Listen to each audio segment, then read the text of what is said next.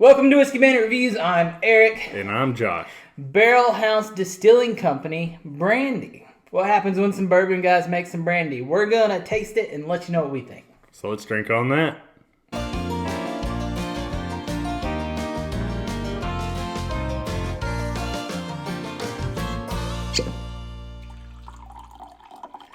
Okay, Josh. Barrel House Brewing.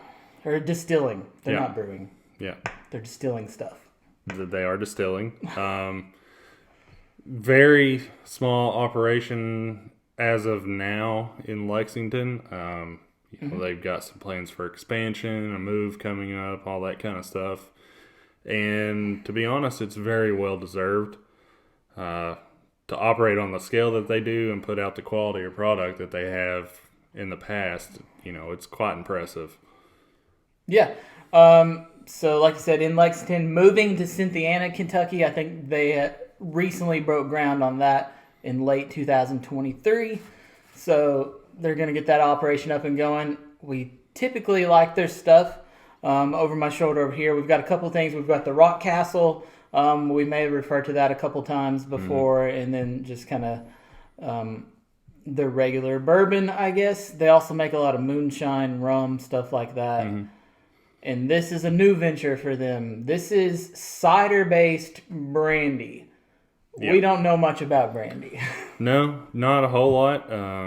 We've kind of went off our normal thing a couple times in the past here, and it's something we kind of like to challenge ourselves with from time to time as well. So, I know from the little bit of research that I've done into brandy, drink from a snifter, drink neat. That is very prominent in any suggestions about it. So, not anything new for us. We drink everything neat anyway. But, I just thought it was kind of cool that was pretty specifically laid out for everything. Yeah. I also know that it seems like it's typically made from wine. So this is a little bit different of a take on it with the apple cider. But I like apple cider, so I'm pretty excited. Yeah, and then a lot of apple cider technically probably could be wine if it reaches that ABV anyway, because a lot of them are using like white wine.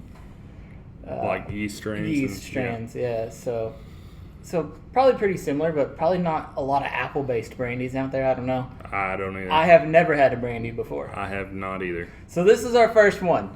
And again, someone that predominantly makes bourbon, people who predominantly drink bourbon, we're familiar with the company, not familiar with brandy, so this is new for us. Yeah. All right. Any expectations going in? Honestly, I kind of think I'm going to like it. Especially with it being, made from apple cider, like I touched on a second ago. I like apple cider. All right, so their products, as I mentioned, the Rock Castle, we've got one here. They are all in the same bottle, so it seems.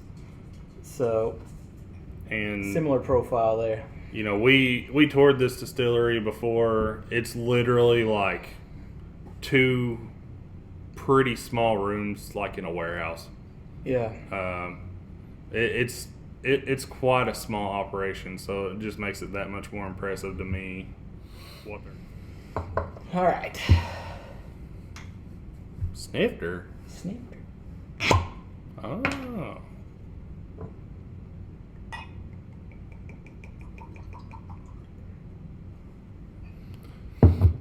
So we're coming in on this. I don't think we've touched on it yet. We've got a 113.2 proof here. Which from, again, kind of the reading that we done to lay a little bit of groundwork on this kind of stuff, seems to be on the higher end of what would still be considered brandy proof-wise. So that's always I've got no problem with that. Yeah, that's always a good thing for us. We definitely like proof.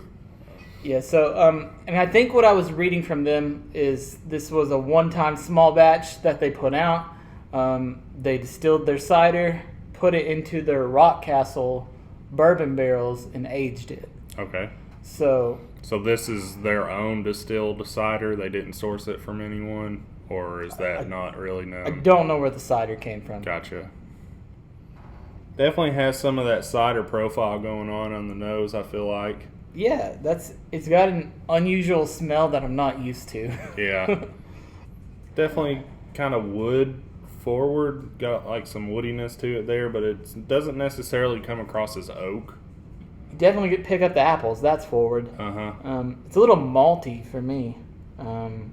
Or almost kind of like peaty, I don't know. Like, it's got a weird... I can't pinpoint it exactly yet, what it smells like. It's different. It is quite different. You get the proof off the nose. Some breweries have like farmhouse ales, which normally has that kind of like muskiness kind of from a farmhouse. It kind of just puts you in that kind of state of mind, kind of some old wood. Normally they have some kind of fruit involved.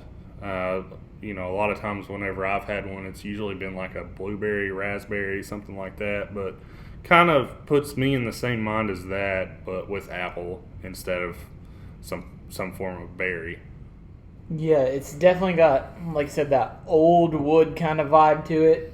Appley, but it's not like a super sweet kind of apple. It doesn't smell like cider.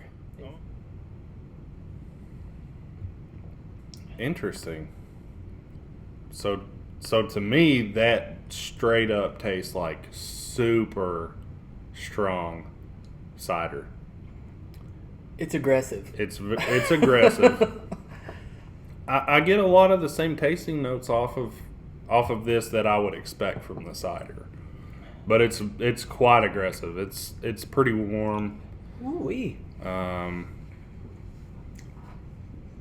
that I'm kind of tasting it, that kind of further solidifies in my mind that maybe it was a dry cider. Yeah, it's not sweet. There's sweet components to it, like just because it is apples, but I don't know. It more apple pie than it is like apple juice. Yeah. So yeah. So it's like after that's kind of been cooked down of it and almost like if that apple pie, somebody maybe accidentally spilled a little extra cinnamon in it. Kind of gave it that extra spice, the little extra kick. My tongue and lips are tingling. It is very aggressive. For knowing that it's 113, right? 113? 113.2. I would think it was almost like 10 higher. You could easily convince me. It's you feel the alcohol. Absolutely. Kind of now that I'm going back to the nose, and now I'm thinking about what it tastes like again. It's almost kind of like that white dog that comes off of a still. If you've ever tried any on like a bourbon tour and they let you try some of it that comes straight out of the still, like it's kind of got that smell to it. That is quite aggressive. Not bad. No, it's not. It's quick though, like it hits you quick. Yeah. And almost kind of blinds some of the other notes for it. I get more kind of on the finish, kind of appley. Yeah, that's what I was getting ready to ask about, like how it finished for you, because it definitely breaks way to some sweeter notes to me on the back end there. I really don't know what exactly like the normal drinking situation for brandy is. Like we said earlier, we're kind of new on this. It seems like maybe you would even drink like after you eat, like almost like a dessert. Like just I don't. It's weird to explain. I really don't. I don't. Maybe that's how you're supposed to drink it. I don't know. But that's just they're yelling at us now. Like that's what it's for. It's like, probably. Look, we were straight up honest, like from the get go. Like don't know anything about it. Absolutely not. We're going in blind. Yeah, maybe just all brandy's just warm like this. As Maybe. the great Chris Stapleton would say, you're as warm as a glass of brandy. This sucker's warm. It is warm. I do quite enjoy it. All right, so any issues with scoring it? Yeah. Yeah. I have no idea what I'm doing. I think we'll actually be close. I don't know. I think we're within 0.3. Do you? I could see us being fairly close. Honestly, this is one that I could potentially maybe see you being higher on. Oh, I must be higher then. Again, going in blind, so I don't really want to give it too generous or too low of a score either way.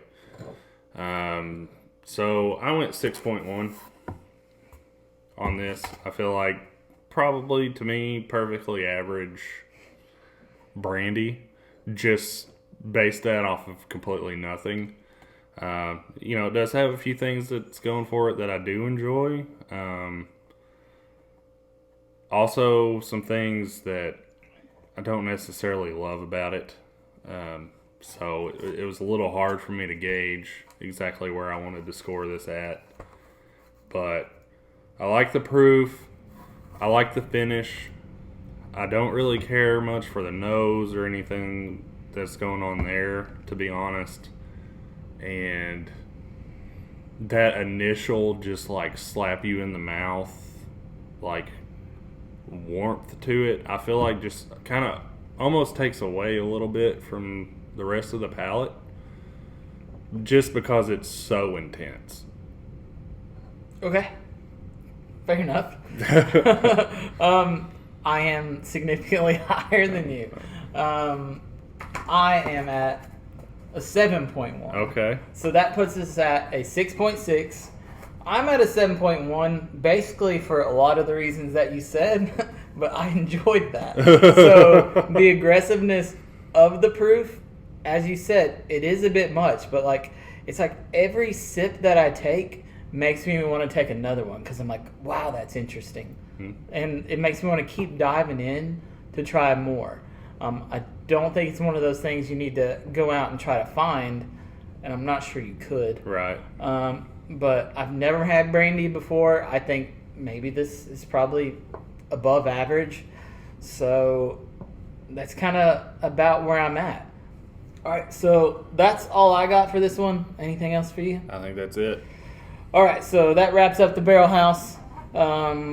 Brandy, we will catch you on the next video. See you guys.